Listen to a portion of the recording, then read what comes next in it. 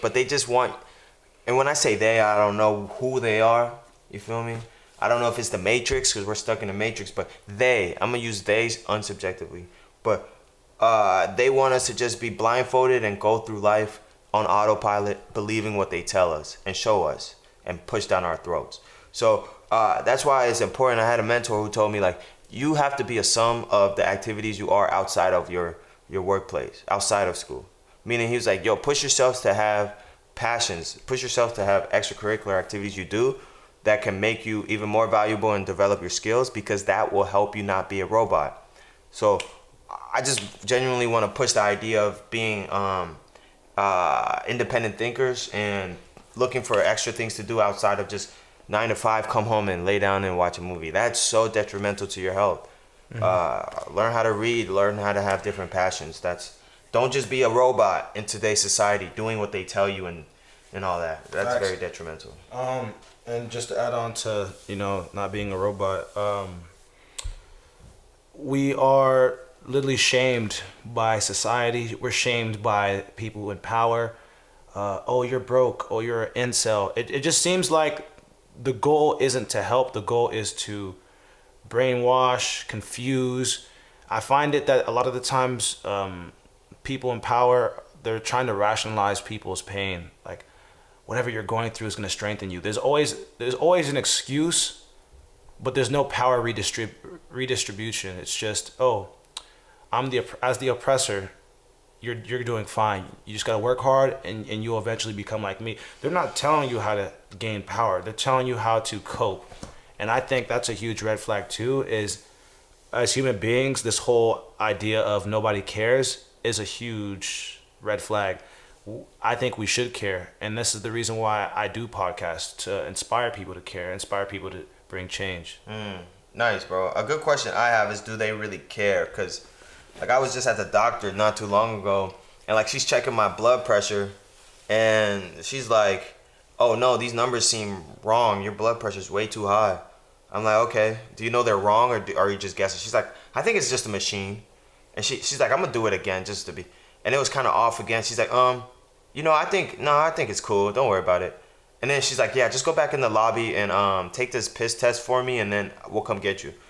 And I'm thinking, like, yo, is she just pushing me off to the side so she can help the next person? Because I get it, they're busy, maybe understaffed, whatever, but does she really care? So I think everyone's just a number these days, and, like, if you don't claim some kind of status, or they're not going to think twice about helping you, in the bad way. They're just going to be like, oh, in, out, number 3, done.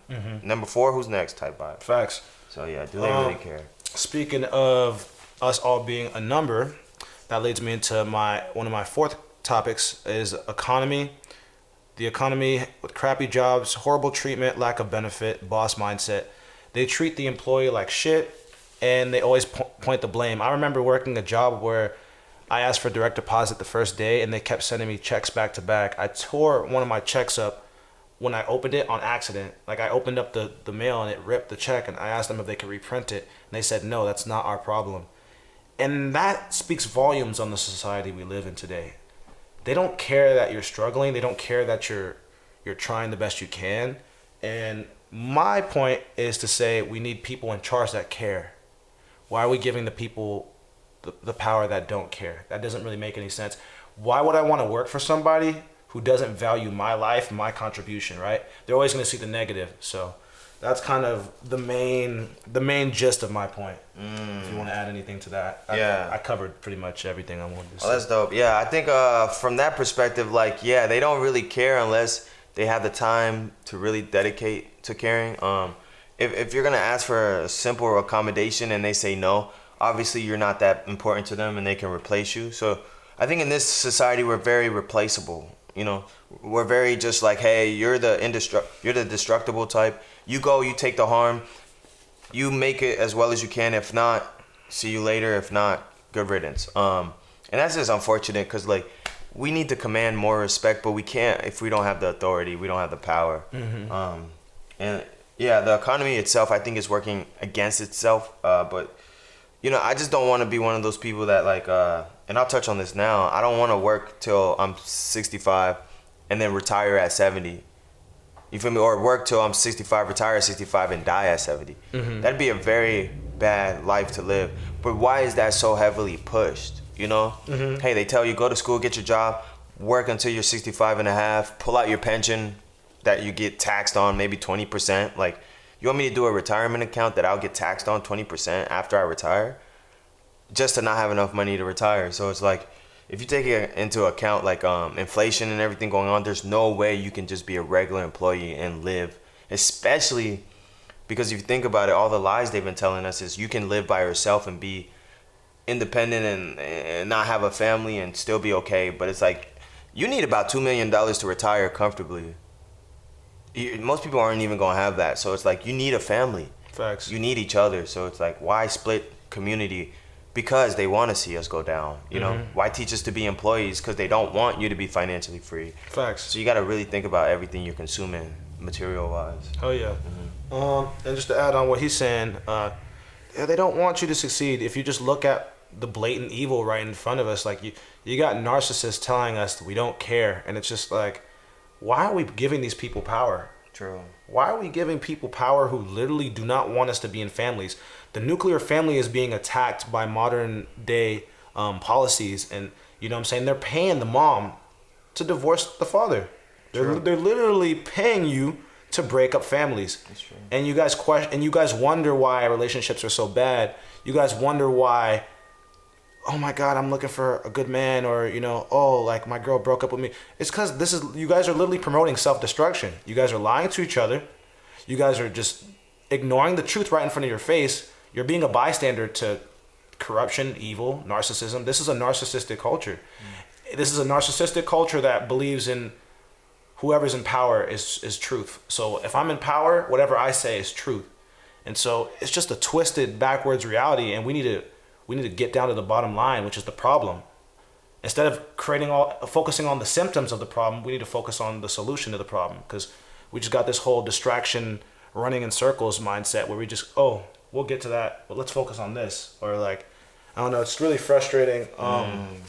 You want to add anything to that, or? Yeah, I mean, like, yo, it's weird, man. It's what they're pushing out there, and it's also us believing what they push out there, because it's like, we have no independent thought, like I brought up earlier. Why can we not see past the surface and really understand, hey, might be some baloney. This might be some garbage. You know what I'm saying? Like, why is it that I have to do this, but it doesn't make sense, right? We need to tap into our intuition, because we know this stuff is not natural. Like, them breaking up the nuclear family, you know, back then, families were together. Society just ran smoothly. Less crime. Come on. Less people dying single. Come on. Then they pull in welfare, and now you got the government paying the mom to divorce the dad, and you got the dad getting locked up, obviously for unfair reasons. So you got the man out the household. Now the woman has to be the man. And now it's like everything's starting to slowly get pushed backwards. And that's why we don't see families together no more. We got twisted roles, and that doesn't work, but we know it doesn't work, but people are too prideful. So that's my thought on that. I'm going to add one last thing, just because this is basically my last point, which was what we were already talking about. The agenda. The focus is distractions. Shaming men who are literally just existing in this narcissistic culture. Calling them incels, destroying the nuclear family, rise of single moms, the suicide rates for men going up, pronouns. This is all distractions from the main problem, which is the destruction of humanity based on ideologies that are just not working. The agenda is to confuse us, is to make us sad, is to keep us broke. You will have nothing and you will be happy. You will be a worker and you will get enough money to retire at 65, if you even get to live that long. It's a power greedy system and economy, and it's corrupt from top to bottom. And the only way things are going to change is if the public, the majority, actually speaks up. Stop being a bystander. And when you see something, call it out. It's a world full of cowards, and I'm sick of it. Nice. I mean, well put. I think you gotta look at it. I think like every empire in its best days has like a certain amount of like phases it goes through, and you know, once it's established, you go through all these phases, and then boom, the last one is revolution. It gets flipped upside down. Like, it probably only lasts 500 years. Like, each empire will probably last 500 years, but like the U.S. itself is starting to come towards its demise. Why? Because we got everyone turning against everyone. We are at the part where the confusion, that's already been happening, you know, like Black Lives Matters, these businesses getting blown down, riots, people getting killed. You got weird cop murders. You got all this stuff being pushed in the media. You got all this weird stuff to distract you because the confusion is trying to reprogram you. You feel me? You got all these viruses, all these vaccines coming out. And regardless what you want to think about it, it's part of the distraction. So that's why I believe we're starting to come to the end of like this or the beginning of the revolution where something has to change. The power dynamic will change. Whoever's in power eventually will not be in power that long. And that's one thing I wanted to mention is like, why do we, and this is the last point I got to make, why do we give so much power to the unknown, to the unsaw, the unseen, these people who have ridiculous amounts of money? What the heck is the First Amendment? Freedom of speech. What the heck is that these days? Because said culture over there can have freedom of speech to an unlimited access. Said culture over there has to limit what they say because of some emotional effect it'll have. I thought freedom of speech was as long as you're not killing anyone, and that could even be deemed whatever, who depending on who is has the rules behind it. But freedom of speech is subjective now. It's all dependent on how you feel about it. And there's this cancel culture going on where you can't really talk about much unless it aligns with their prerogative. And if it doesn't align with what they got going on, you're canceled. So who is to say that? And who's to say good information is good and bad information is bad? So I just wanted to put out there, I think cancel culture is BS. I mean, like, in the nicest way put, because it's only the look at the certain subjects that are being canceled. So let's talk about that. But people don't want to talk about that because cancel culture is unanimously powerful. No one can stop it. But what do you think about that, bro? Kind of just went on a tangent. Yeah, I was like trying to like keep my cancel thoughts. Culture. Cancel culture. Freedom of speech. What is that? I think that who has the power? I think that the majority is controlled by narcissists, and my purpose at least is to wake you guys up. But there's two scenarios. There's people who are ignorant, and there's people who know it's wrong but still do it anyway. We need to take a stand. We need more leaders because what's happening in today's society is self-destruction. Families are broken apart. People are dying. The suicide rates are going up. Relationships aren't working. The highest amount of single women it's ever been, and just like unhappy relationships. And if you guys want this to continue, then keep up this broken, failed society.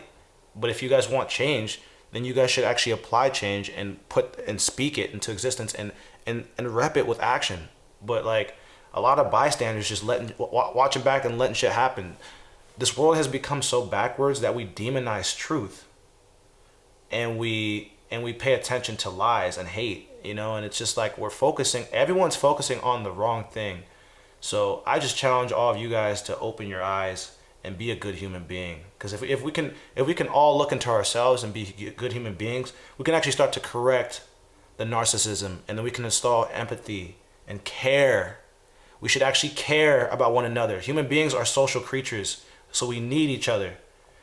Stop putting people out there by themselves, isolated, and piling abuse on men for just trying to be somebody. They just want to create a whole bunch of peasants with no power that they can just pick on. It's really like just sad. But hey, that's pretty much the most that we got out of all of our content. Yeah, and to wrap up, a lot of this just comes from obviously us creating what we can create in the moment. So like we're creating this atmosphere because we feel like it needs to be heard in different retrospects around the world if possible. But like we believe majority of people align with what we're saying because from personal experiences, everyone we're around is essentially saying the same thing. Yeah, we just want to create a Discord. But like I said, I'm OG. It's TB. We appreciate y'all coming in. It's love. And we'll see y'all next time. Blessings. Peace out. That was great. Yeah. All right. I just got 30-minute clip.